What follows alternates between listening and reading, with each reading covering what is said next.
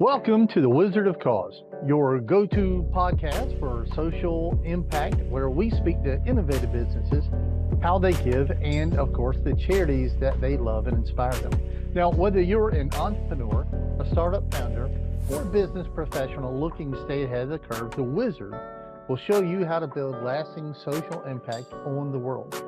Are you ready to grow, give, and be inspired? Let's get started.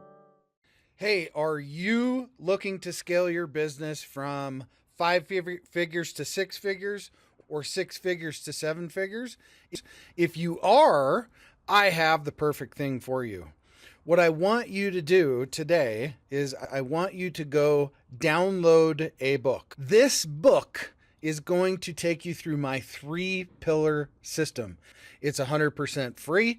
All you have to do is go to growfast.cash. I say again, go to growfast.cash and you're going to be able to download my free international best-selling book, which is called Be Good, Be Brief, Be Gone. You can take that book. It's going to help you scale your business to the next level. Again, go download it. Be good, be brief, be gone. Growfast.cash. I say again, growfast.cash. Enjoy. Hello, everybody. My name is Hector Perdomo. I'm president of the Naismith International Basketball Foundation. And we happen to have the blessings of meeting Mr. Will Black and sharing the credit.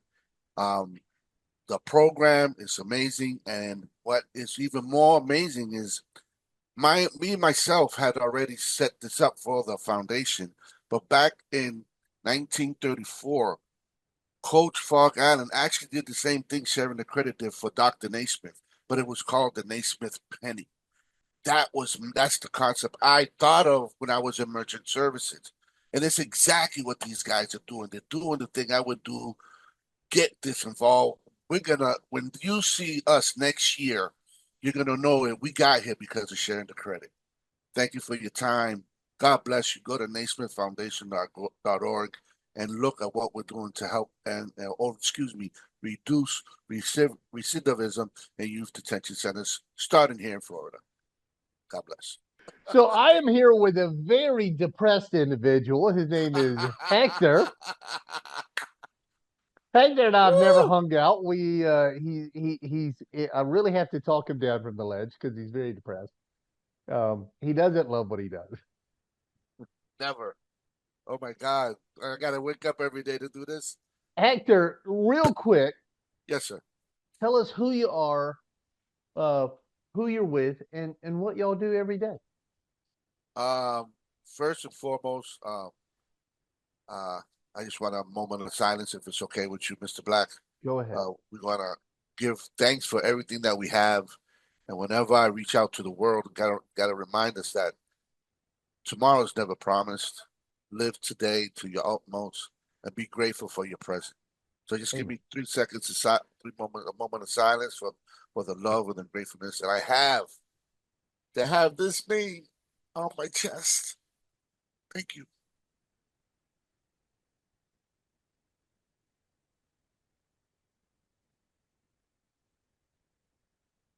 Thank you for your time.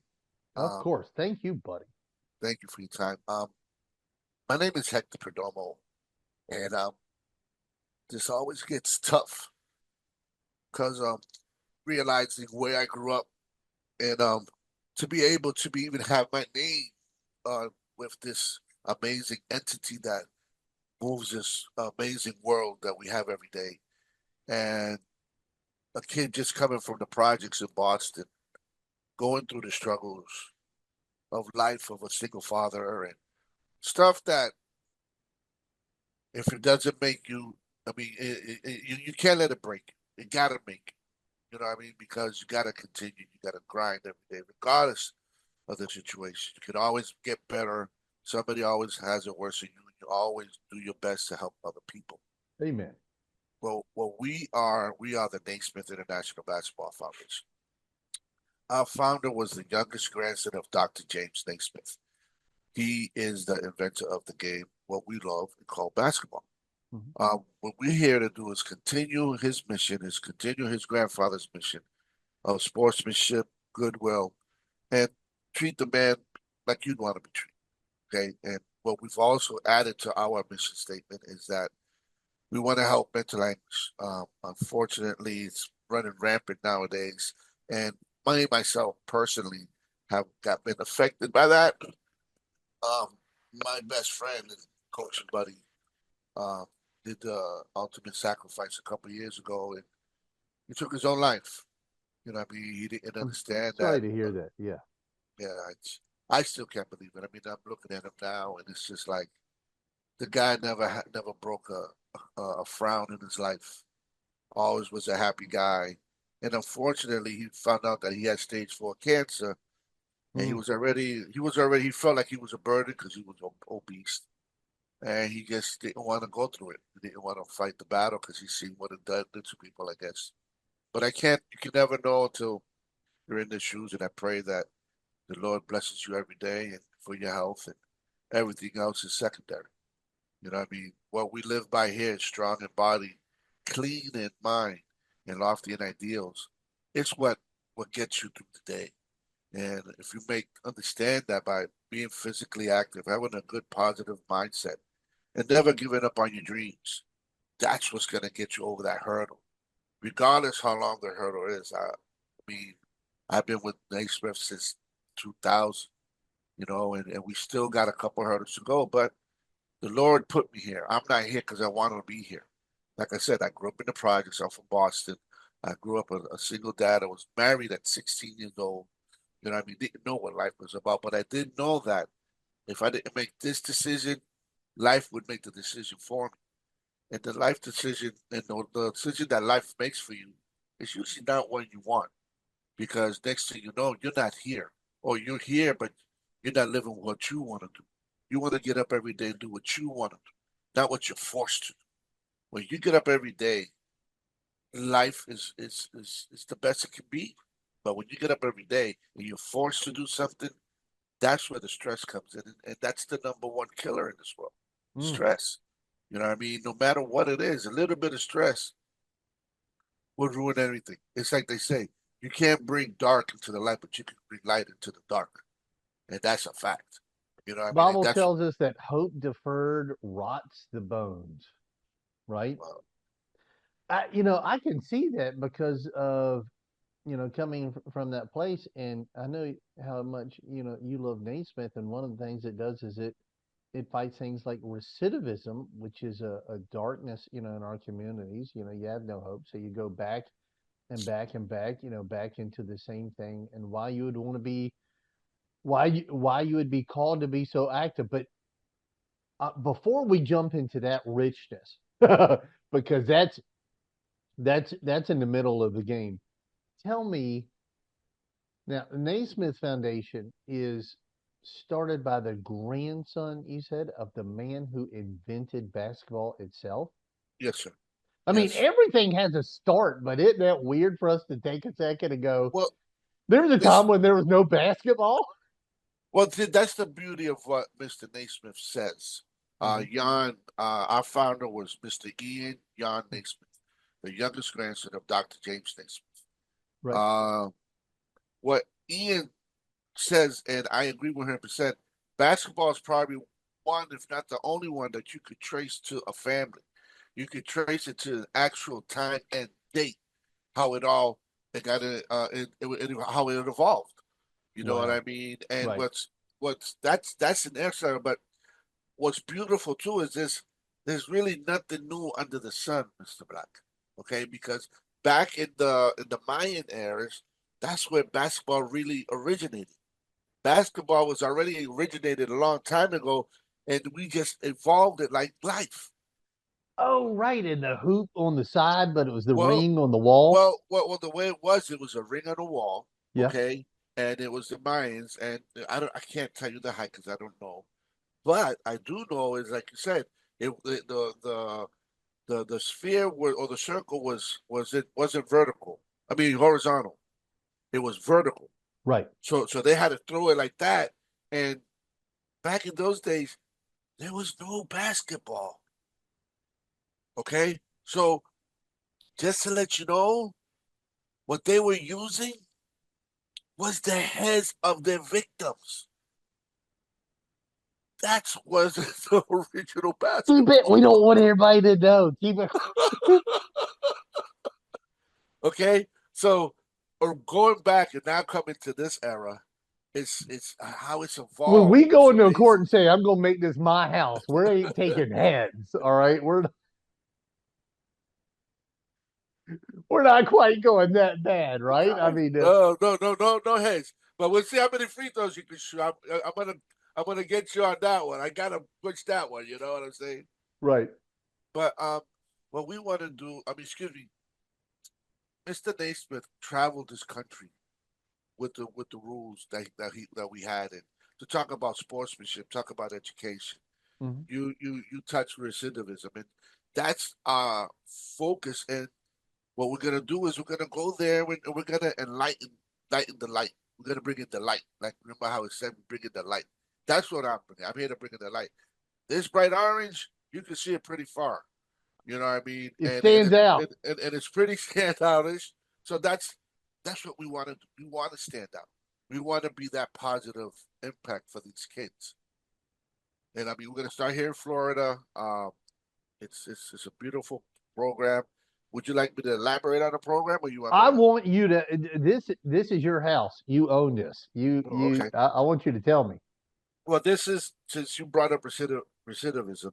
Mhm. Um, we've known each other for a little bit, and I've always, for some reason, something. I've been trying stuff. I've been trying basketball tournaments. I've been doing this, and that, and something never really stuck to me. I mean, my ideas, like I said, I got plenty of ideas that I could do, but what stuck to me like glue was exactly why I got married at 16. Because me personally, like I said, where I grew up, I wasn't making good decisions when I was a young man. Mhm. I was doing wrong things. You know what I mean? And I learned the hard way. My dad showed me, oh, you want to do this. This is what's going to happen to you as an adult. But right now, you're going to learn as a child. So in my life, I knew where I was going. I knew what these kids went through. That's what brought me to this youth detention center because I was one of them. That would have been me. I would have been down that road. But it could have been even worse. I could have been hooked on drugs. Or I could have been dead. And that's what brings me to this good Naismith good sportsmanship is to bring good sportsmanship, to bring the light because what I want to do, what we're gonna do, we're gonna have retired Harlem Globetrotters or retired Globetrotters. Let me not put the word Harlem in there because I don't want no trouble. But we're gonna use retired athletes. Well, they were the Retired, Harlem Globetrotters. I mean, originally, did they then just no, no, that's change to still the name. Globetrotters? No, that's Okay, still the name, but okay, that's copyright or whatever. We don't okay. want All any right. of that. But I'm gonna have original retired Globetrotters as well as retired basketball players, athletes, first responders, and people who could become a mentor. I want to bring one or two with me every time I go to these detention centers. So when I go to the detention centers, we're gonna bring the light. We're gonna bring them food. We're gonna hopefully get them sneakers. I'm personally, I'm a drone pilot. I'm gonna show them how they can fly drones. So my goal is to go in there, share with them what we're bringing, stay with them, no, not just leave them when we leave. Bring the good old fashioned pen back to see if we can create some pen pals. Have these kids know what a pen is, and build that relationship with them. So when they do come out and or they need a call or they need a right to ask a question, I'm there, or or somebody's there for them. That's the goal to have a team of people that wants to help these kids. And because if we don't help the kids, they're not gonna learn how to make a good decision. Right. I was lucky enough. I knew in my world that God had something for me because, like I shared with you, when I was young, somehow, some way, I would move from Dorchester to Roxbury, Washington Street, Dudley, Mattapan, Rhode Island. Everywhere I would go, for some reason, when I would go back, it was infested with drugs. Somehow, some way, God always had me ahead of the curve. So me coming to this, because I had this. Probably saved your life. Oh, it absolutely saved my life. And the best part about it is, give me 1 second. Yeah.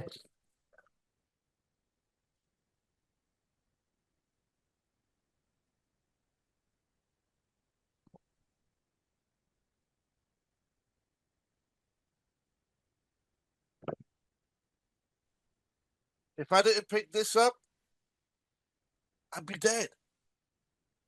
I seen this ball bouncing. I never seen it go in the rim. I never seen it go through a hoop. I never seen somebody do an alley-oop pass. When I lived in Chelsea, this is when I first started to play basketball. Mhm. My neighbor came down the stairs, down, and I just happened to. I just moved there.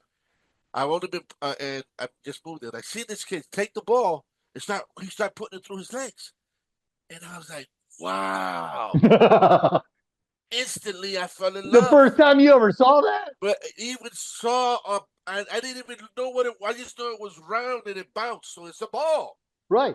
You know what I mean? We play soccer, play kickball. It's a ball. I never knew it had these lines, this name, what game it was for. So I seen that, and next thing you know, I started playing. I never, like I said, I was 12 years old. I never learned how to play. So when I got on the court, I'm Taínos. I'm of Taíno descent. I was born in Puerto Rico and raised in Boston and living in Florida for the past 30 years. And us Taínos, we're fast. I mean, they couldn't catch me, so I didn't know how to dribble or nothing like that. So a good friend of mine named Ricky, he grabbed me and said, "Hey, look, this is how you dribble," and he showed me how to dribble. And then everything else I learned on my own.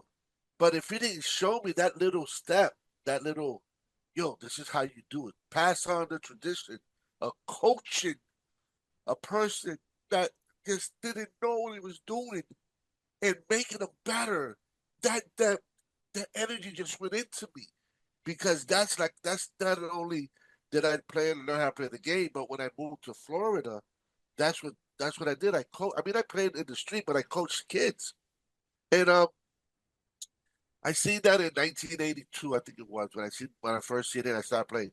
The following summer, I'm on a basketball court, and all of a sudden, I'm looking down the street. I see a girl with a white blouse, some blue jeans, and a black hair. And she got closer and closer. I was like, "Wow, this girl's beautiful," you know. And as soon as I'm saying that, little voice in my head said, "Hey, that's gonna be your wife." I'm 13 years old, Mr. Black. Well, I'm like, "The hell is talking to me? What happened?" And sure enough, the day goes by. I went to the park, and next thing you know, my friend, who's her friend, who she came to visit because she's from out of town. That's why I didn't know who she was because she was from out of town. They asked me, "Hey, you want to take this girl to the bus stop?" I'm like, "Her? Me? Sure, but I don't have no money." So hey, here's $5. Go. So I go, I take her. I say, "Hey, they asked me to take you, so I'm gonna walk to the bus stop." Blah blah blah. And first thing I asked, "Hey, what's your name?" "Oh, my name's Caroline." She goes, "Oh, I'm Hector. Nice to meet you." And I'm like, "Well, how old are you?" She goes, "Well, I'm 18." And well, I told you, I grew up in the streets. She was 18. And I was like, "Oh, I'm 16 going on 17." I mean, I didn't blink. Nothing. Okay? Nothing. I didn't blink or nothing. So we get there, we start kicking it, making her laugh, blah, blah, blah. Next thing you know, just as she's getting on the bus, I'm like, "Hey, I'm gonna marry you." She just died and got on the bus and left. Well, that summer, we became boyfriend and girlfriend.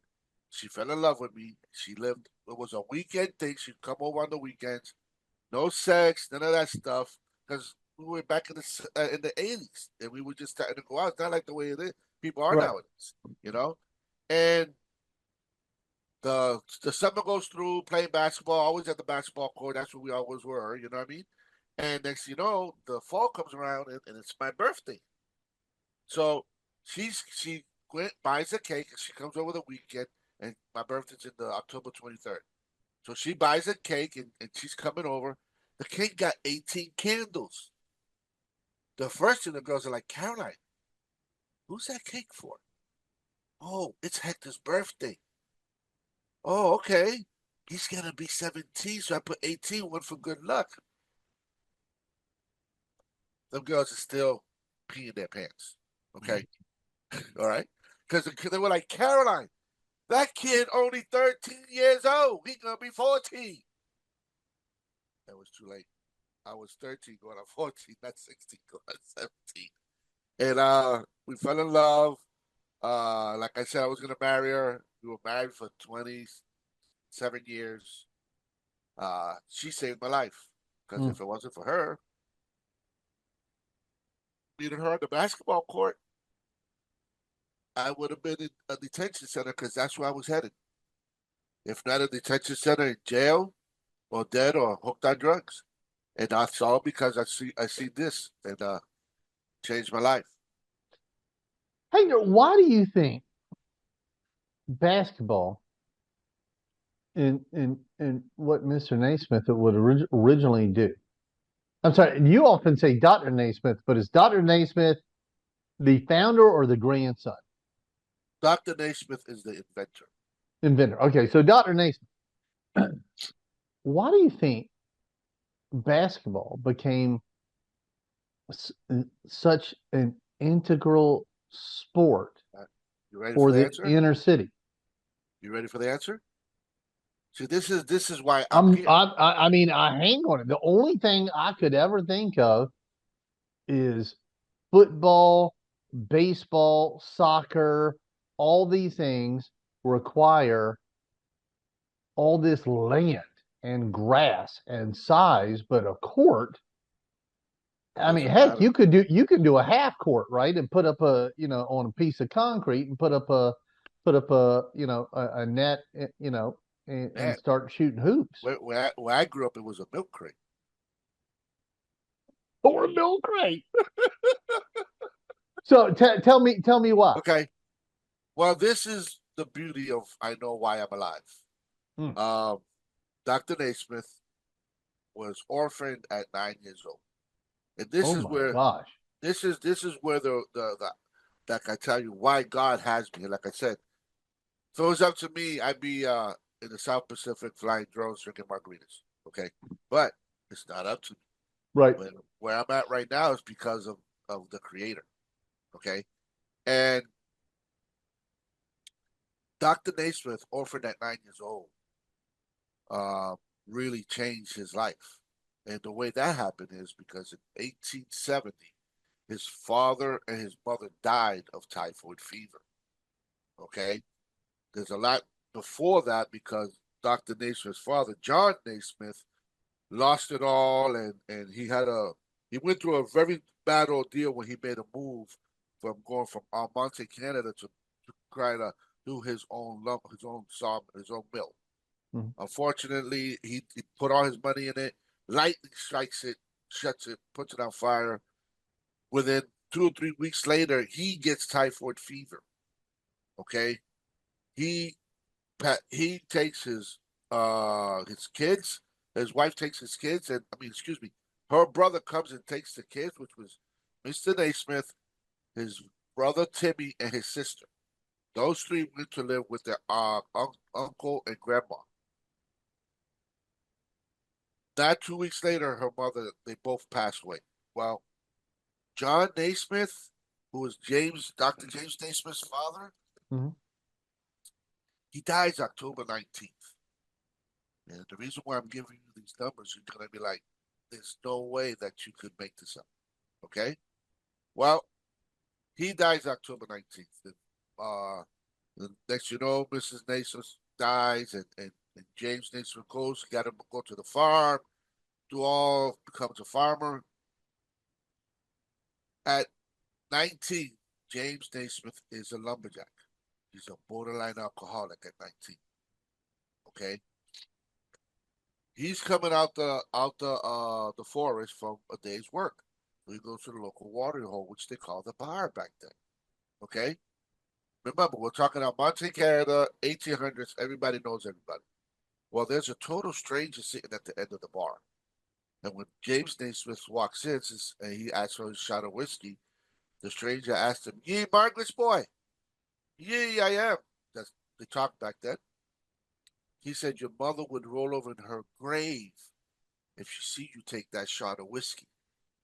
No Oh, faster than the stranger said that, James Naismith slams the drink down, and he had a certain area where he would go pray. He went there and begged for forgiveness for his mom. Okay, goes back to school. The rest is history. So, while you asking how does it resonate, because Dr. Naismith, no hard work gets you what you get. Nothing's given to you.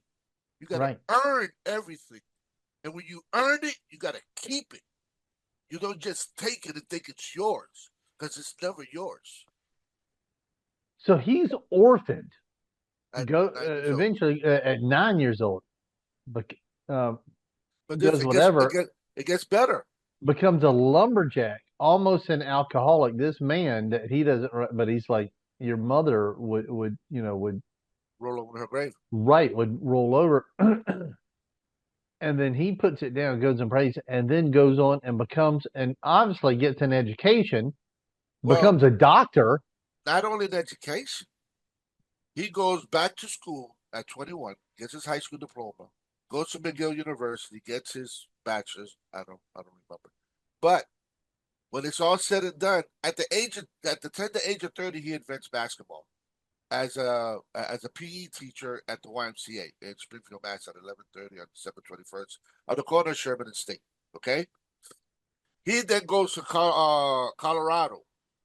While he's at Colorado, he goes and gets one of his four doctorates. Okay, because Dr. Naismith ends up with four doctorates: divinity, education, medicine, and psychology.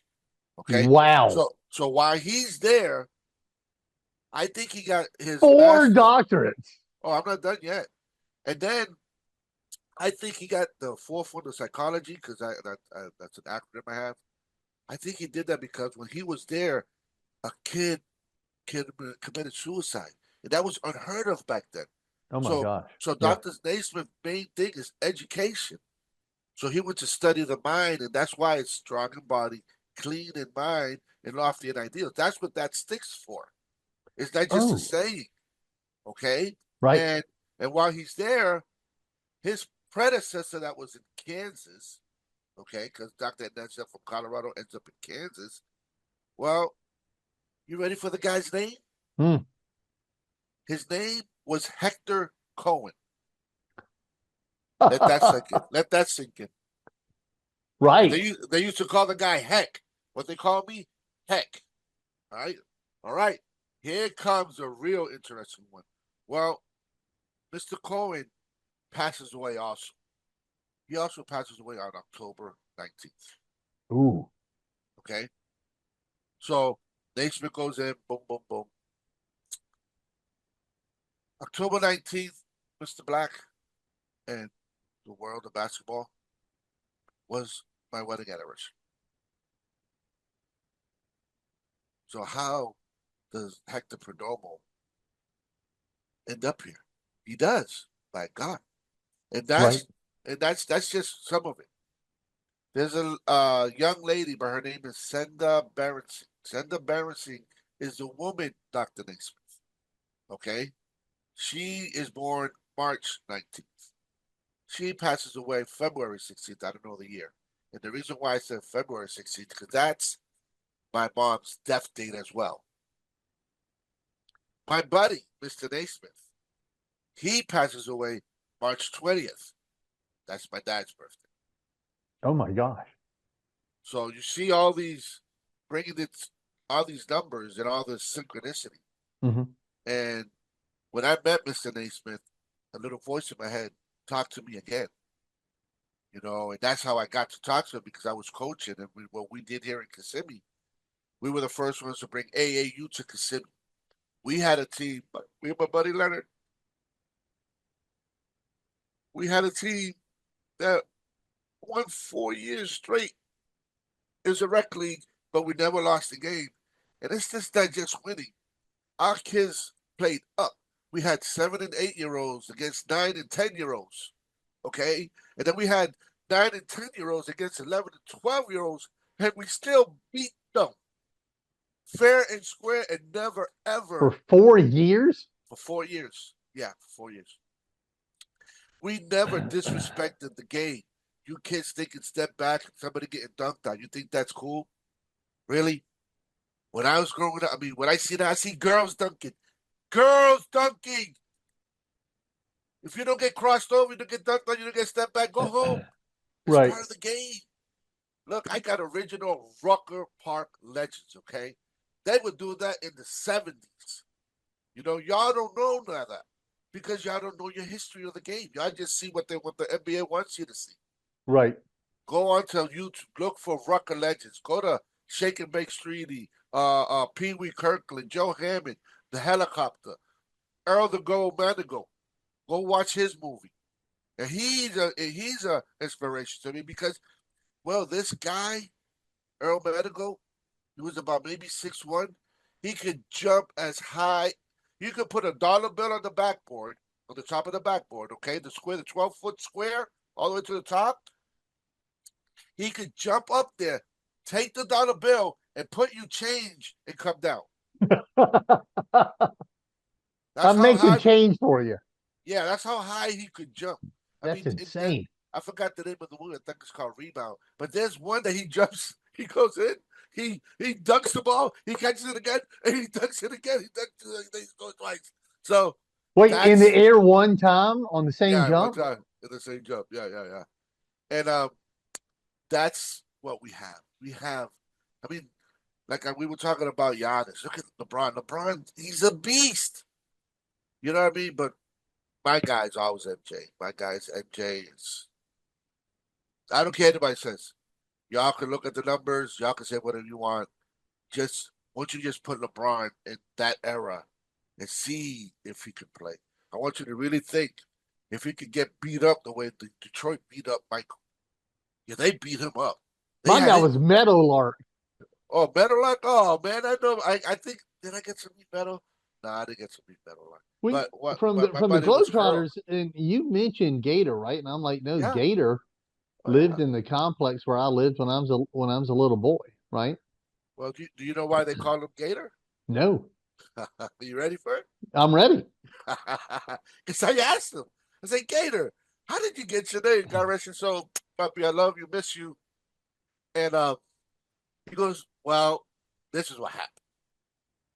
Well, when we were in the swimming pool, we were playing, and if they tagged you, you were the Gator. Guess what? I couldn't tag nobody. I couldn't swim fast enough. Everybody would tag me, and every time they tagged me, I was the Gator. So that's how his name. That's So how he he got stayed Gator. Gator for He forever. stayed Gator. Hector, the game has so much heritage to it, right? It has such, and I never thought about it being the game that you can tie it to a place in a family, right? So Well, specifically to it. this is what the world. See, I've been ever since 2018, 2019. I wanted to do Naismith's basketball birthday.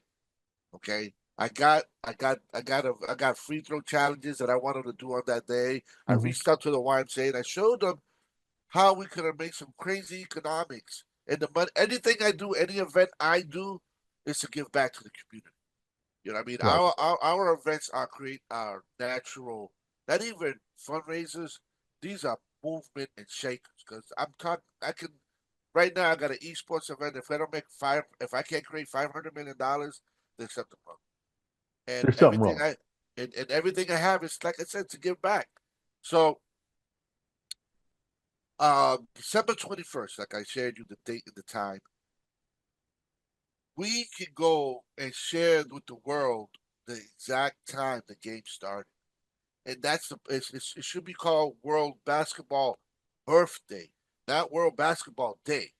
Because because like you said, it's like a person. It's not a thing. Yeah. You have a date and a location and a time. That's a birthday. If I'm not mistaken. It well, and of all things, and then you said he did it in a YMCA. Yeah, yeah. It was the Young Men's Christian Association. Yes, and it was now That's they call fan. it Springfield College. So, but what I'm saying, so you've got it's so much heritage, right? And it ties it down, and you can go backwards in time. There's a question I sometimes come to, and I'm going to ask you. You know, I talked about, I'm like, if we were at a dinner party, and all good parties end up in the kitchen, and sometimes you're sitting there and you do these weird questions, and you had a time machine. Once everybody gets past, I'd go back and I'd make $1 billion by, investing in this. I'd go back and I'd shoot Hitler, meet Jesus, right? One of these very specific things. There's a weird thing that I find it always goes to. You know what that is? Uh-uh. Food, which is weird because you're at a dinner party, you just ate, right? But it Uh-huh. always goes to food because there's some food that existed in a time and a place, and you can't get back there. Your grandmama made something, this restaurant that Oh, went out of business when you were 10, I 12 hear years you. old.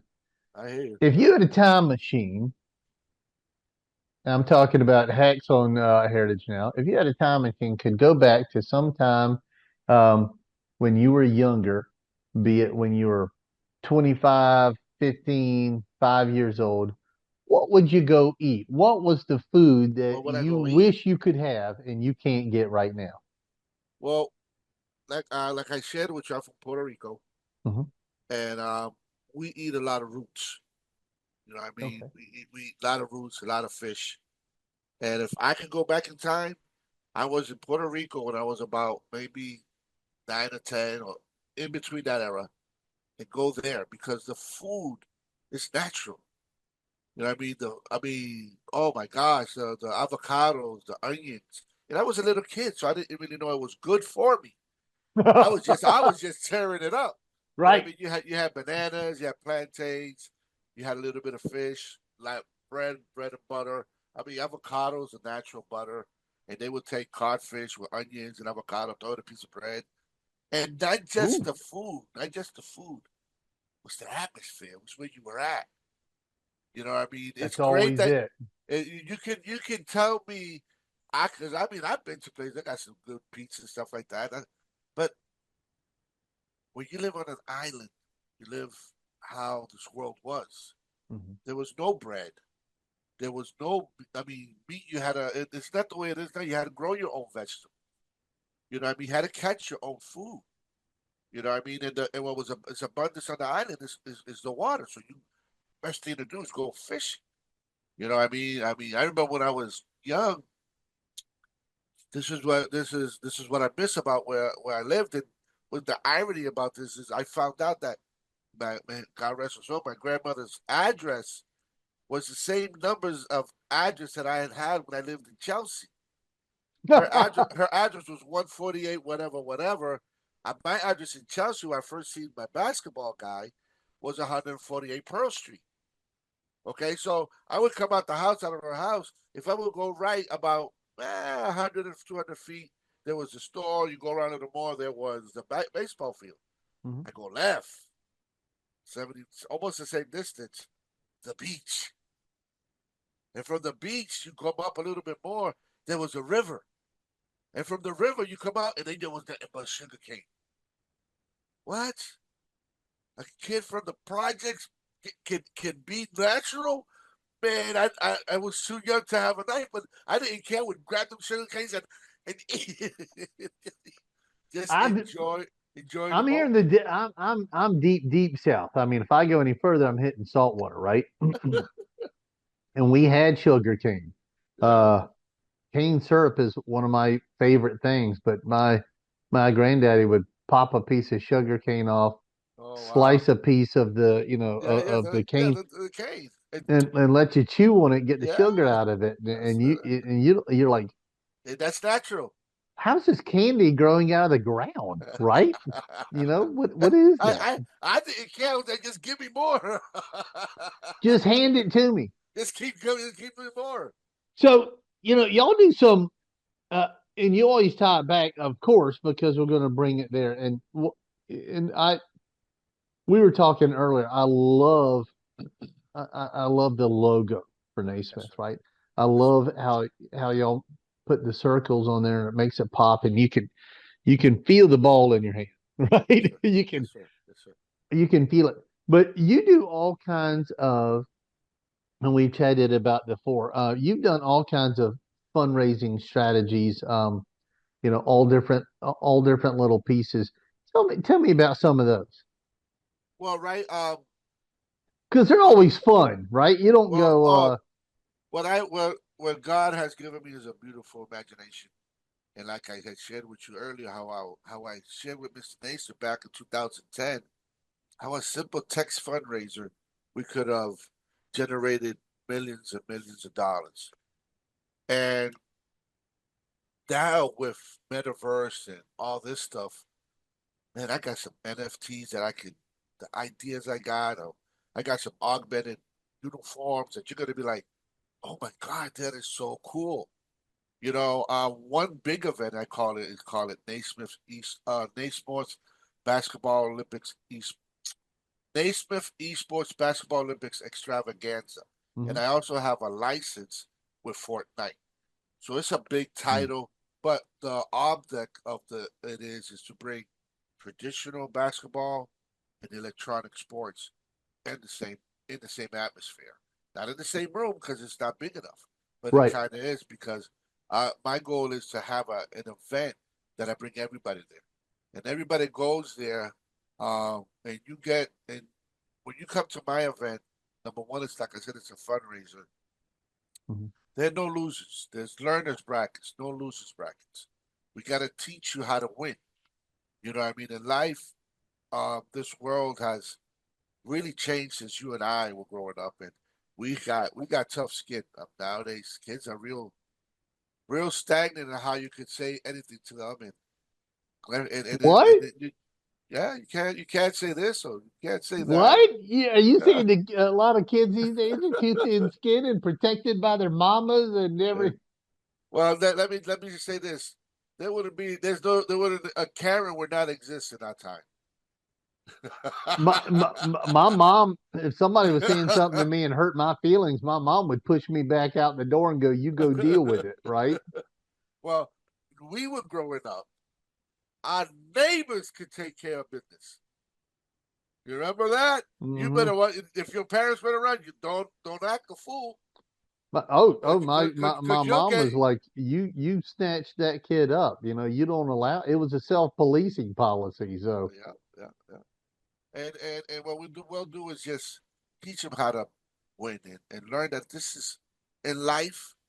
If you don't fall down 7 times and get up 8, you're not gonna have a very fruitful life. And life is very fruitful if you just don't worry about the little things. And at the same times, little things you gotta be careful about because they make the big things. You know what oh I mean? You just golly. gotta Mm. you just gotta know and use what there's a saying in Spanish say lo que se ve no se dice. You know what I mean? It's like you see an old lady crossing the street, you go help her. She doesn't have to ask you to help her. You Right. see somebody struggling with a grocery bag or a lady on the side of the road. If you can stop and help, do it. Nobody got to tell you to take care of your business every morning, right? You know what you got to go do, and that's just how life is. Treat people how you want to be treated. Do things right. Make good decisions. And not every decision is going to be good. We I know don't, that. I don't know if we can always do that. We could have guys in a Lowe's or a Home Depot parking lot. I forget which it was because I have to go to both. And there's this woman, and I'm not hitting on her, right? But she's under 30, and she's desperately trying to get this piece of plywood into the back of a truck. Right. And I said, "Here, let me help you." And you would have thought I was on fire and shooting out COVID out of, my. And she's okay. And I reached over, and she's making it look like she's trying to lift an Egyptian block to build a pyramid, right? And I put one hand on this and I lift up the corner and it's in there, and And she goes, "Thank you," as if I'm about to either ask for her phone number or for money. I said, "All right, How would I say?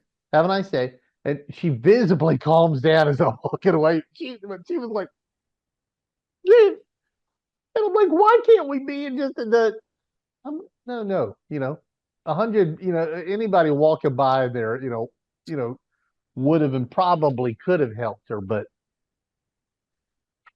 man, Well, when we were growing up, we remember these very few words that not young people do. I mean, I was just in Mystic Lakes in Wisconsin, and I'm looking at something. The kid walks right in front of me, and I'm about to say, "Excuse you," but I was like, and I just kept my mouth shut.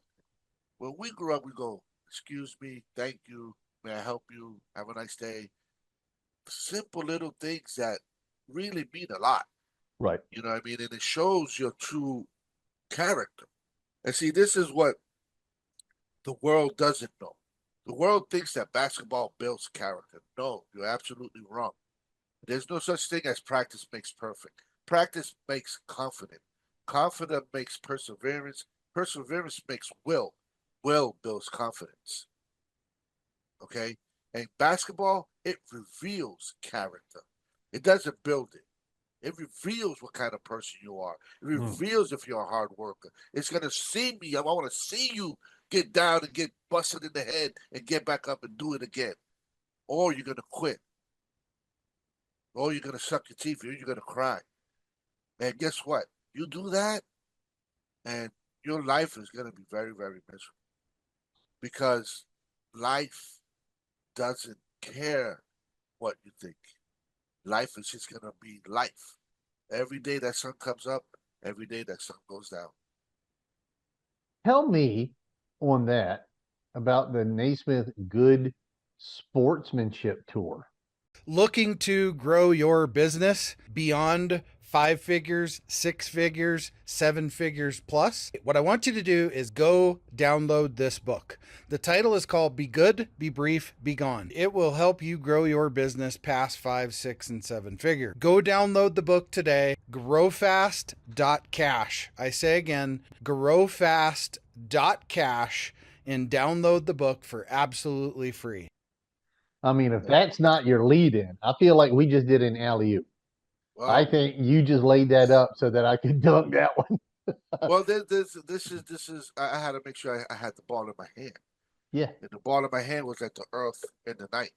Mhm. You know what I mean? And the good sportsmanship tour is what was a epiphany that I had this summer, and that's why I tell you, this is what really resonates with me. Yeah, I got ideas that I can make $1 zillion because I got a 2K tournament that I can make $500,000 in one weekend. Right. All right. But that's not what I want to do. I want to go with the Naismith Good Sportsmanship Tour 2025 and beyond to reduce recidivism. Our goal is to impact between 3 to 5% of these kids, hopefully in a year. I mean, it might take 3 years, but that's the goal. The goal is between 3 to 5% to have them get better life, get better opportunities when they come out. Get them when they're young because to my understanding, the studies are telling me that the younger ones are the ones who could create recidivism because they don't have no structure. They don't have nobody to comfort them. That's what when we grew up, yeah, we might have, like you said, your mom pushed you out and made you take care of business. But when you got home, I bet you got a hug. She said, "I love you," She did. and that's what these kids haven't had: a hug, empathy. Gotta have empathy. This world is full of empathy, and that's what spins this world. It ain't the money, it's the love, it's the heart. The heart is your strongest muscle in the world, in the universe. The brain just listens to the heart. And sometimes the heart tells the brain what to do, and sometimes vice versa. You know? But the good sportsmanship tour is to help these kids learn that in life, yeah, you're gonna fall down. It happens. But how you get up, how you make your decisions from that moment on. When you come out, are you going to put those colors back on or are you going to go and live your own life, live your own lane? I learned that the hard way. Right. I learned that, and this is why this is what I want to share with you because But I had told you that I learned the hard way. One time I was following my friends, and me, like I shared with you, I was the youngest of the group. Everybody I hung out with was over 18. I was You only were the 13. youngest in the marriage. Shh, don't say it too loud.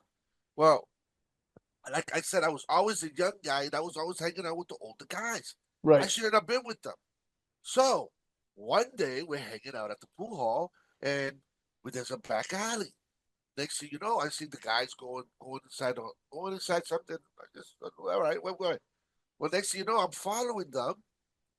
We're going up to the second landing. All of a sudden, I'm like, yo, what we doing? Oh, we're gonna break into this store. I'm like, what you mean we're gonna break into this store? Too late. They done tripped the silent alarm. The cops was already at the back doors and say, hey guys, come on down. There ain't no way out.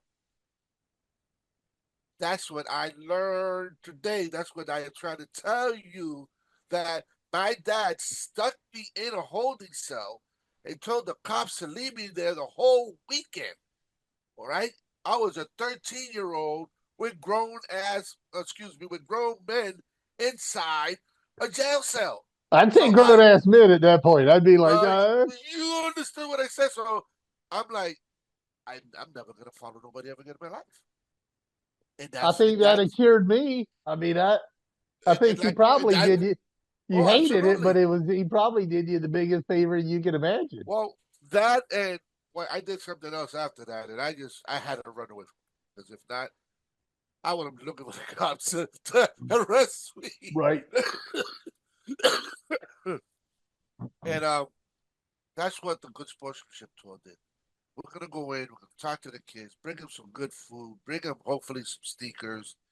But the most important thing is have them make us a commitment letter to themselves when they come out, that they're gonna do their best to be better. I You love know what I that. mean? To They be write a better. commitment letter to themselves. Exactly. Exactly. And then once they do that, then I when they come if they there's gonna be criteria for all the things that I want to bring to them. I want to bring up sneakers, or I can get them jerseys. You know what I mean? There's stuff that I know that probably will allow us to do, but there's a lot of stuff that we can't be allowed to because of the situation that they're in, Yeah, yeah, yeah, and yeah. they're in contract with the state. But the goal is to make that come that beacon of light in there. Because I've been in there and the walls are gray. Why do you think these kids are so down? Put the walls light blue. Give them brightness so they can give them life. You know what I Right, mean? right. Let them see the light. But people don't realize is that this is your mirror of the world. Whatever it's what you want. Whatever comes out through there, it comes in back in here, and just be what you want. You know, and the tour would be to get them scholarships for drone pilot, get them inside the Job Corps, work with the unions to get them some stewardships and stuff like that. And who knows? Some of them might even want to be police officers. Get them opportunities so when they come out, I'm like, "Yo, what do you want to do? I don't want you to go back over there, because you go over there, that's on you. You only have one chance in life. Make a good decision now. Right. This is your chance to get out of the hood, get out of your environment, and that's what these kids are not taught. These kids think that just because they live in the projects, they got to stay there. No, you're not a tree. You're not rooted there. Get up and go. You know, and that's what we want to bring. And then we're gonna have retired globetrotters. We're gonna have retired athletes. I mean, imagine having MJ talk to these kids. It would be insane. You know, but you can. I never say never, and I always think positive. My goal is to hopefully save a life or two, because that's where I would have been. I would have been dead, in jail, or hooked on drugs. One of the three. Hey, have you ever seen the movie The Christmas Story? Which one? No, I mean the movie, A Christmas Story. Ralphie, the little boy, wants to get a BB gun. Oh, the old Christmas story. Yeah, yeah, the long Yeah, back in the day. It's been a yeah, while. yeah. So growing up, what was the thing that Hector, in his youth, that he's like, oh, if I could just get this one thing. You really want to know? Yeah, I want to know. A family. Oh, okay. Now you're punching me in the gut. I never had a family, man. You went and built a family. That's why I got married at 16. Mm-mm. That's all I ever wanted was a family. My dad, I love him to death, but my little brother thinks that I had such a great life. You don't realize that 5, 6 years old, I got to get up, take myself to school in the middle of the snow around these drug addicts. With nobody to support me. Right, I'm by myself. My dad right. was a young single Hispanic horny male, like a rabbit jumping in every auto hole that he can. And me, I was his baggage. And it sucked. It really Then, sucked. then let me ask you, as a man looking back who's done all these things, you've got children, you've got grandchildren, right? Yeah. Then let me give you a different spin on that. Hector, you have built a life and you built a family. When you gave a gift to a child, what present did you put under a tree that stuck out to your heart most? Me, You that you put out for a child, one of your children, one of your grandchildren, because this me. is either daddy or this is Papa Hector here, putting Well, something. well, what I did for my kids is like I shared with you, something I mean, like I said, I love my dad, but I learned how to play baseball. I learned how to play basketball. My kids, I taught them how to play basketball. You I taught damn them how right to you go do. fishing. Of course, of You know course what I you mean? did. I took them to the Magic games. I had them in 5 feet from Shaquille O'Neal. I had them inside the NBA locker room, the Magic locker room, because of my best friend Mario, who was a sportscaster, and he gave me his credentials. I drove my son Hector Jr. 200 miles a day so he could graduate high school because the high school he was going to would not start him as a point guard. And my son was the starting point guard. And he was going to be the starting point guard. That's amazing. And the funny part is that the kid tries out for the team and he broke his right hand at playing street ball.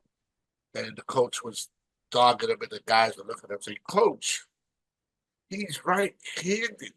He's beating us left handed.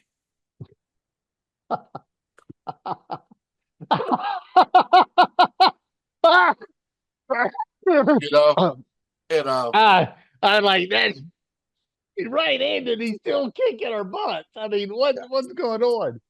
And Let me tell you something I told somebody years ago, right? We're watching something, and somebody said, this is the kind of guy, he'll come, you call him at 2 o'clock in the morning, he drive 100 miles. I said, every one of us would do that. sure. I said, no, I said, stick with me. I said, it's less of a compliment than you think. I said, there are people that I might not really get along with, but if I called them and I said, I've called every human being on the planet that for some reason they are on a plane, they're far away, they're yada yada, they're nowhere near me, and I'm stuck and I need you to help me. I got a good chance that they might help you. I said, the people that love you, it's not the big giant thing that comes around because that's a rare thing, right? It's the boring everyday stuff. It's the boring everyday stuff. And it's sitting there. It's not it's not the 2 o'clock in the morning, 50 miles out in the middle of nowhere drive. It's the on a Tuesday afternoon, on a Saturday morning, on a Thursday evening at 7:30, after dinner. What are you doing? And Hector's sitting there teaching baseball, basketball to his kids, taking them to a game, sitting there, we're going to sit there. We're going to have a little popcorn. We're going to watch this game. I'm going to drive you to make sure you get to your, your high school thing so that you can beat these kids with your left hand. Uh, which has got to be the all-time flex when those guys are saying he's right-handed and he's beating us with his left hand. Um, those are got to be some. That is better than any trophy you can put on the mantle, right? It's right there. That's amazing. So I'm going to ask you something. I'm going to ask you two things. Okay. Now, obviously, we're going to get into for a second. Naismith, at the end of the day, is a nonprofit, and they're always looking for funding. And certainly, Shannon Credit works and does this kind of stuff. But and it may seem boring, but I want to say, how does somebody at the end of the day, when they're inspired by this, when they're like, we love what the game does for our children, right? We love how it gets kids involved. We love how Naismith says do the good sportsmanship tour.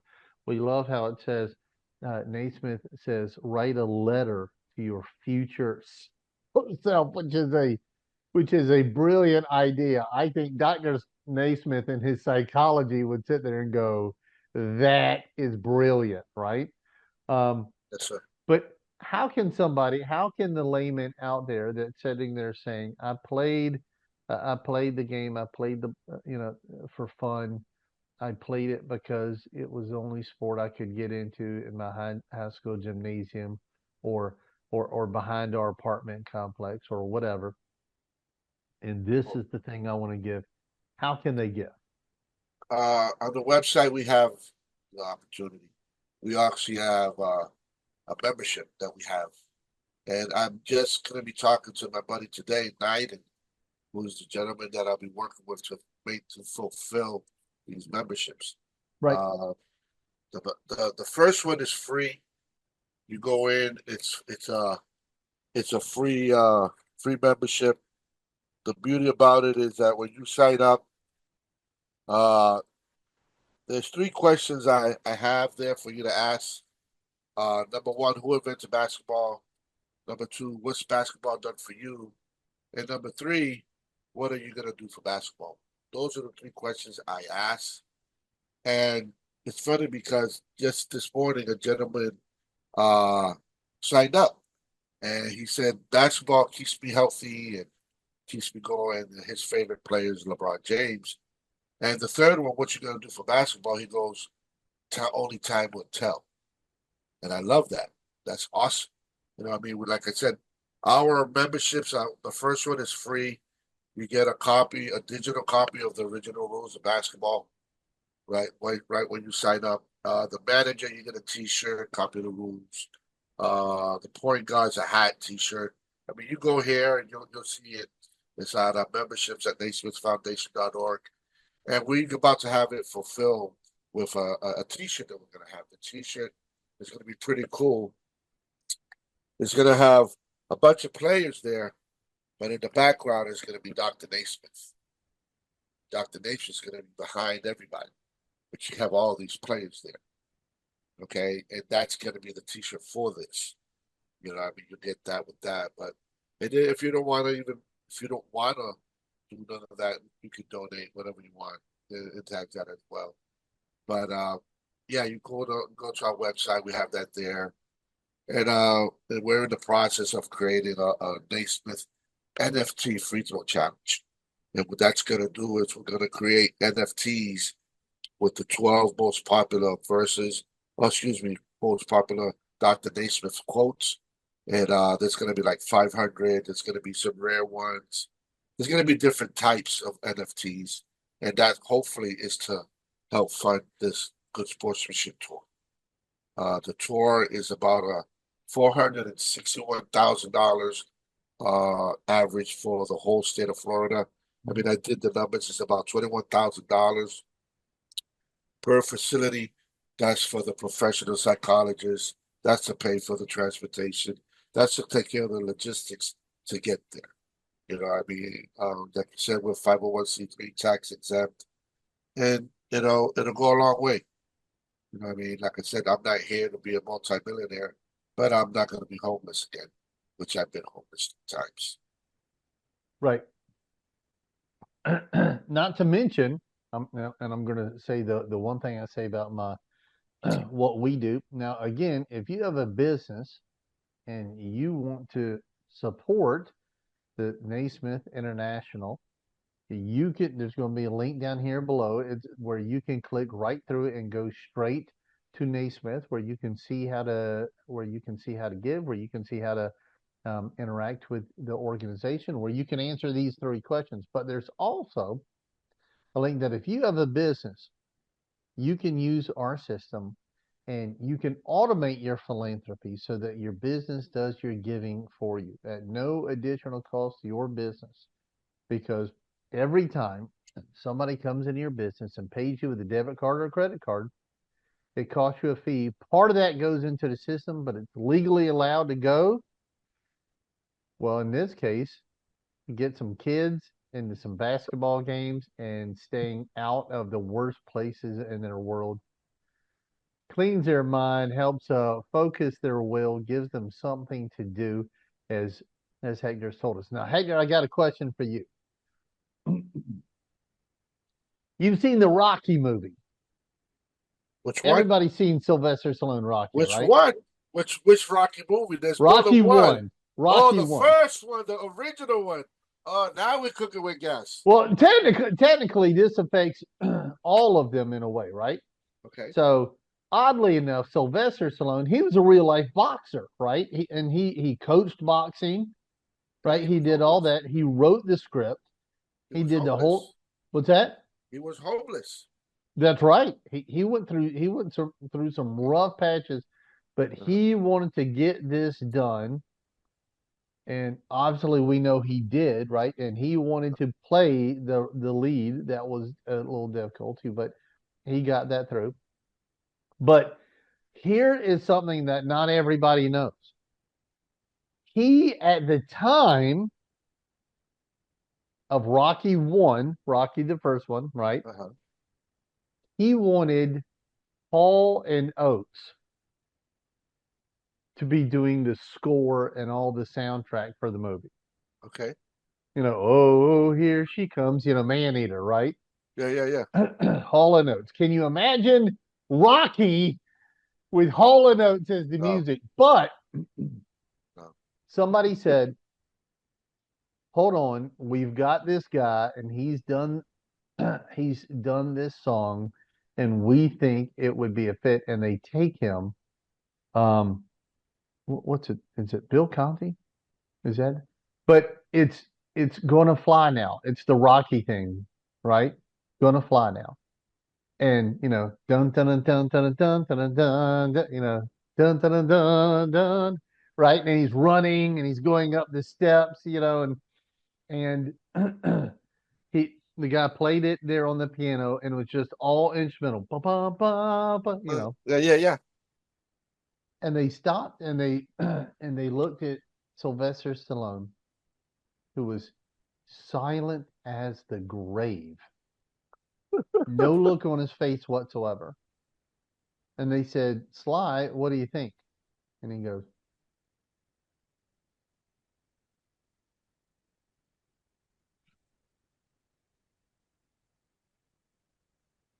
I think this is going to change sports movies forever. Wow. And I think we can all agree it had a major impact. That's for darn sure. Right. And then after a while, it almost became, because Rocky systematic. Yeah, Rocky would launch a number of careers. Right. Because of people coming in and also doing a theme. One of the biggest one besides that being Survivor's Eye of the Tiger, right? Mr. T coming in there. And that was the only, the next big pivotal. Here's my question for Hector. What song does Hector, if he's going to get himself pumped up, if he was going to if it was going to be a basketball game of all Hectors, we're going to call the team Heck Yeah, and they're going to take they're going to take the court. What would you pump through loudly into uh into the locker room to get the a team full of Hectors all ready to go out there and take that court and make it his own? What was what music rolls through Hector's soul that he would play?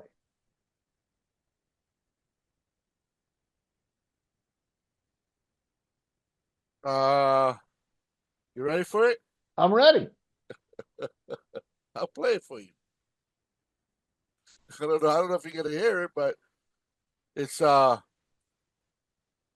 Riders. Rough Riders. DMX Rough Riders anthem. That's what we used to. That's what we would. That's what we would. When the kids would come in, that's what we would play. Stop, drop. Here we go. I would not have picked Rough Riders for it. Ah, stop, drop. Shut them down. Open up shop. Oh, whoa. That's a Rough Riders roll. All right. So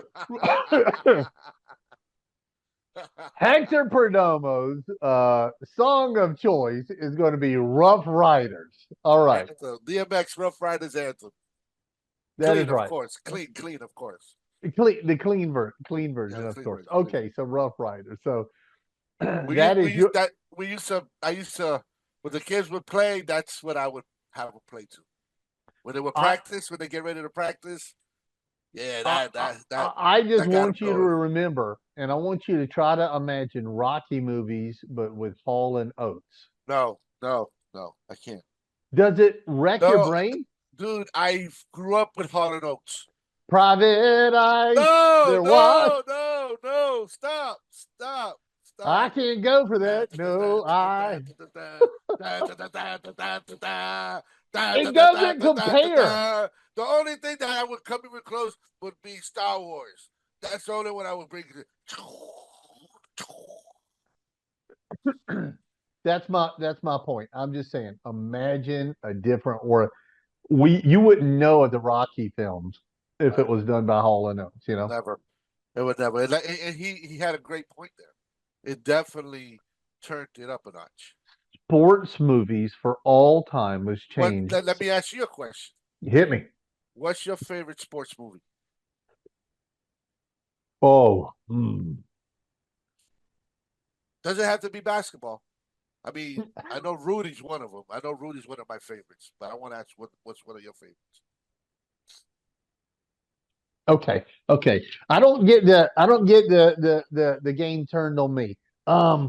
You're not. Yeah, this is because you're not dealing with Perdomo. Perdomo is Okay, hold on. All right, I got this in me. I got this in me. Okay, growing up, I was a little young to have seen. I didn't get to see, like, Rocky and Rocky 2 in the theater, Right. but I remember seeing Rocky 3 in the theater, right? Rocky and Mr. T, right? Yeah. And that song was always, I mean, I the Tiger, right? Every kid I know was like, you know, Yeah. I remember that. I was one of and, them. and so that's going to stick. But I've also got some goofy ones So bouncing around what's my your brain. so what's the movie, dude? Which one is it? I don't know. My favorite one is Let me tell you mine, so I can take. At least you can hear what mine is, because you're still thinking. go. You tell me. Remember the Titans. I was Remember coaching at the Titans. I was coaching at the time when Denzel Washington took them boys. No matter who they made them a team, and that's they when fought him. and they wanted there's only one race. It's the human race. I don't care what you are. Even the animals breathe our water and drink. Breathe our air and drink our water. There's only one race. It's the human race. And when he made those kids, when that kid was on his hospital bed, and his buddy came and talked to him, that's what coaching's about. It ain't about the game. It's about what you bring to the game because that's what you're bringing to life. That's what sports does for kids that go through sports. And see, that's another thing I laugh at is that they teach these kids to play against boys or girls against girls. Guess what? In the real world, you have men and women working together. So why don't you teach them how to play co-ed? Why you keep separating these kids? Because when they grow up, they're gonna have to deal with it anyway. So how are they gonna deal with a person that they never dealt with before? Right. That's what society does. We gotta stop being separated, and we gotta stop labeling ourselves. Okay, I'm gonna say as a child, I'm gonna go with when I was young, it was Rocky 3. When I grew up, I saw, a few years ago, I saw the movie and I didn't watch it in the theater. I saw the movie Moneyball. Okay. And and it's Brad Pitt not trying to be the good looking guy. He's Yeah, just yeah. it's the true story of the A's, and they are underfunded, and they've got to play a different game because they can't afford, and baseball's becoming this machine where you Yeah. buy the championship just Yeah, about, right? that's just how it is nowadays. And I expected to be bored out of my dadgum gourd, Well, but it's but in based on a true story. right, but he changed it, and he did the thing. No incredible, great music to it. No, great thing because it's a different kind of sports movie. But Yeah. I do love movies where people um, invent, where they create, where they overcome something. Because like if you saw all the superhero movies, and Iron Man Uh-huh. is this great thing. I love Iron Man. My Uh-huh. favorite scene of him is not where he's a billionaire at the top of his, in his mansion creating because he's got everything in his fingertips. It's when he's in a cave with a box of scraps and he still builds what he builds, right? Right. And that's the point. You can you can overcome like that. Rocky, remember the Titans, it's overcoming the problem. And isn't that what sports is about in the first place? Well, let me piggyback off that. Like I shared with you, I've been homeless 3 times. I could have easily got a charge. I could have had a charge. I would have had a roof over my head, 3 square meals in a bathroom, shower. But guess what? No freedom, no Right, dignity. right. You can't put a price on freedom, dignity, honor, and respect. If that person you wake up to every morning, that first person you look at, if you don't love that person, you're Hmm. in trouble. That's the person you got to love the most. Let me tell you a and a rarely known quote. It's from Proverbs in the Bible, and I love Proverbs because it's wisdom. It's God saying, "Here's the tips and tricks, the pro tips to live in the universe of which I've created." Right? And He says, "A good man leaves an inheritance for his children's children." And some people mistake that for meaning moolah, right? You, my friend, wanting these things from your own family, not always being able to get it,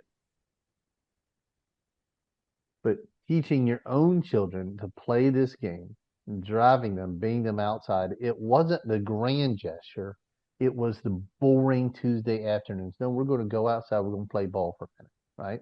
Oh yeah, I'm going to throw you a ball. We're going to play catch. You're going to hit it with the bat. You're going to absolutely. run after it because daddy ain't running after that ball. But I Right? wasn't. Hold on. I could run after because I wasn't 56. You know what I'm saying? We're going to shoot some hoops. That is an inheritance, my friend, that will pass on to your grandchildren because that child will sit there and say, "Let me tell you what daddy did with me, and I'm going to do this." We're always building our own game, our own culture, Sure. right? What we do right now.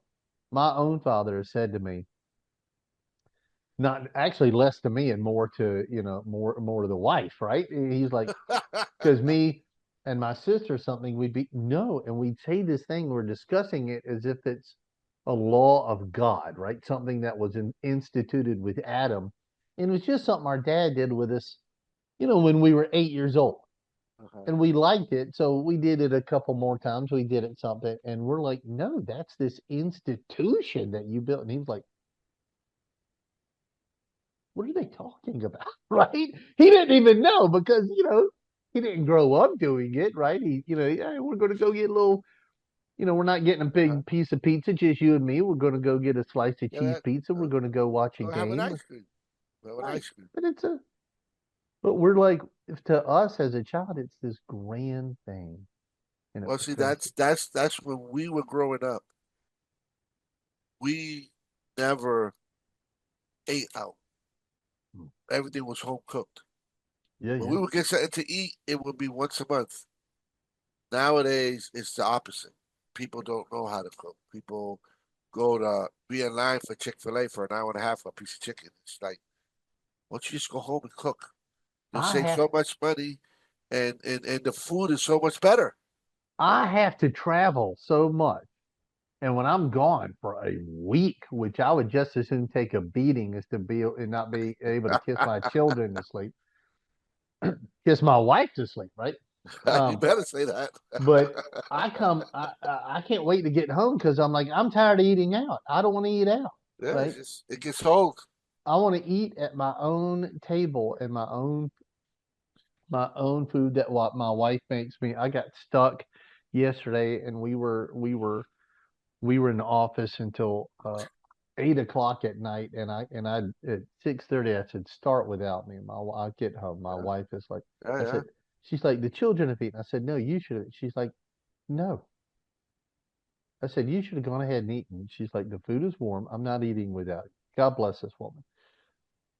But she had it ready for me. And even Yeah, then, that's she beautiful. had made this special meal because she's like, all right, he's stuck.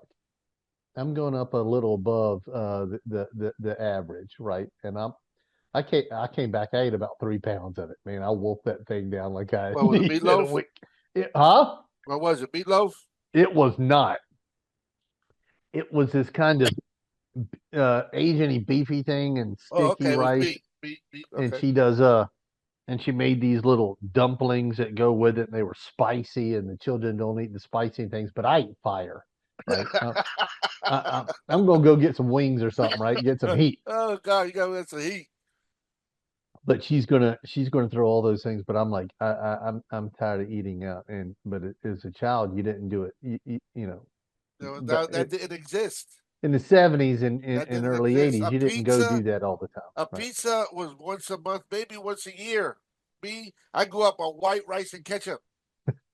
I'm telling you, I made meat sometimes with spam or corned beef. Yeah. So I an egg with some white rice and some ketchup. I'm good. You know what I mean? Or a mayonnaise sandwich or some sugar water.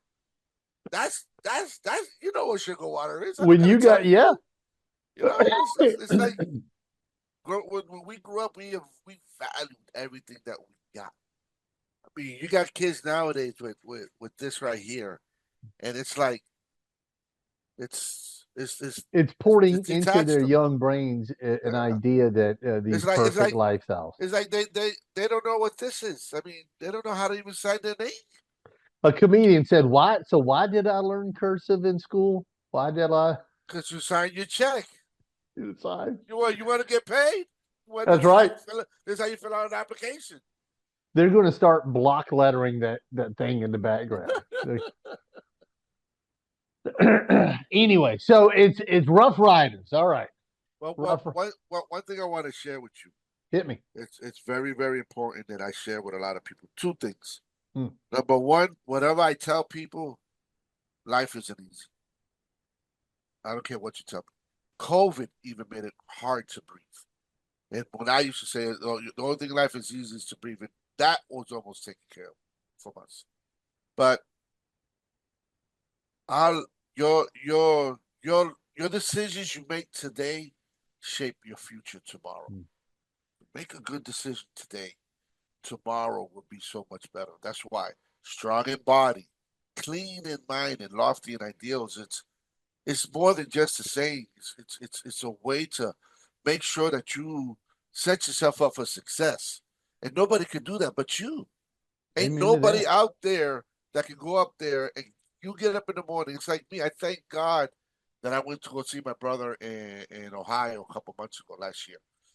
I feel bad for him because he had a issue with his ex girlfriend and they split up, and she helped him build a massive company, and then she just walked away from him and expected him to do everything, and so I was up there, helped him out a little, and I seen his pain, and this is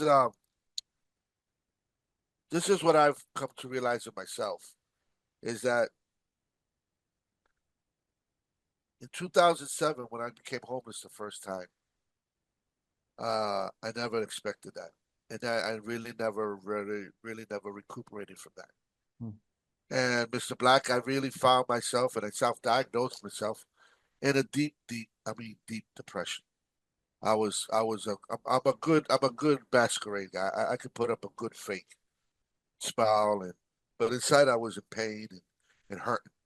So when I went up there, and I see my brother going through what I went through. I realized what I was going through. Hmm. And I shook myself out and I started taking care of myself because I was extremely heavier than I am now. I was almost 310 pounds. Holy And moly. and if you don't, like I said, if I don't lead by example, like Mr. Naismith said, we are the family who invented this game. If we don't protect this game, who will? So when I took that on and I understood what I'm going through, I started taking care of my health. So when you make the decision today, I mean, I've lost 20 pounds in less than 3 months. And that's just getting up and walking every day. Wouch. Okay, but not just the physical. My mind is focused. I'm a lazy bee. This year, nothing's gonna happen. I'm right now. I'm going through an Your mind ordeal has to where be focused to make your body do that in the first place. You had to make the decision to do it, man. Good if on you. if you don't make your decision, like I shared with you, this world keeps spinning. Hmm. You know what I mean? And I was in a fog and I didn't realize. I mean, now I know what I got to do. I know what, like I said, I had that epiphany knowing where I got to go with this tour. This tour is what I was supposed to do when I was with Mr. Naismith. I mean, if I would have told Mr. Naismith I was homeless when I was working with him, and if things would have been different, he could have still been here. But this is why I'm here to protect what he left what he left his family to do, and then they didn't want to do it. So that's why I took over the foundation. This is why I'm here. This is why I don't say the Naismith family. I say Mr. Ian Naismith. That's who I represent. Because he was the only one of the Naismith family who stuck his neck out for his grandfather. Hmm. All these other Naismiths got their head, where, and they only want to come out when they want to see the cameras and the lights. Where are they sweating? Where's their blood, sweat, and tears? Hmm. Like Mr. Naismith, like Ian was doing. That's what I'm going through right now because these so-called people trying to infringe on my hard work. They try to come in and use my name and my award, something that just happened a couple of weeks ago, and they're not gonna. I'm not sitting down no more. This year, the world will know the NIBF. The world will know who Hector Naismith Perdomo, the legacy keeper, is because that's what I'm working on, a docudrama called The Legacy Keeper Oh, of, cool. of my life on how I got here. I mean, 6 months after I met Mr. Naismith, I should have died. I had a car rear end me doing over 140 miles an hour. The trooper told me he hit me so hard He catapulted me between 15 and 20 feet. I flipped 4 or 5 times, and I slid under the roof. On my roof, the length of at least a basketball court and a half. When I hung up the phone of dialing 911, I didn't hear nobody but an angel named David talking to me. I turned around, I'm looking at the sky. This is a very short version. I'm looking at the sky. Where it happened, it was pitch black. There's a beam of light coming down. There's 2 people right there. I said, hey. He goes, hey, Hector, how you doing? I look over my shoulder. I go, I'm good. Who are you? He goes, my name is David. Me and my girlfriend just had the same accident 2 weeks ago, but we weren't wearing our seatbelts. Okay? I look, I see the fireman coming. When I'm doing that, remember, just as far as I slid on my roof, that's how far David the angel was. At least a basketball court and a half. Within a half a second, he's grabbing me, sitting me down, and I'm looking, and I'm seeing the fireman coming at me. I blink, and I'm on a gurney, and all of a sudden, I hear everything again. So I know I'm here by divine faith. I did not put myself here, and I will die here until this is done. And that's why we've crossed paths.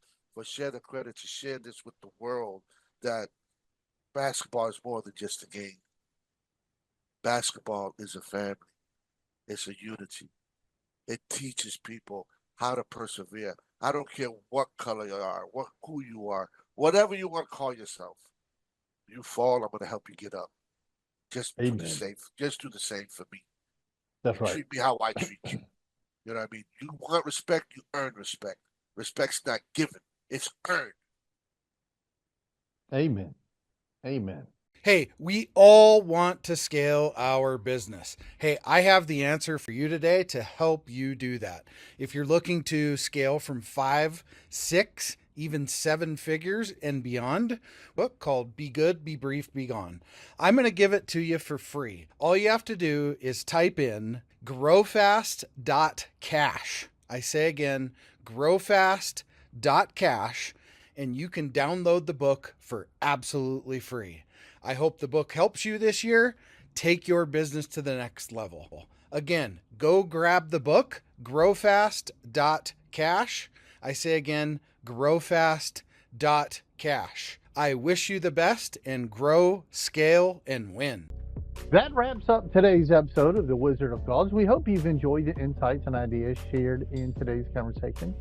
Now, if you found value in this episode, don't forget to subscribe and tell us how we're doing. Your feedback helps us bring you more content that matters. And of course, stay connected with us for updates, tips, and more.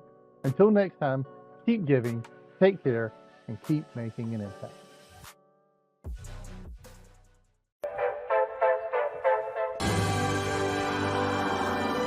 There it is.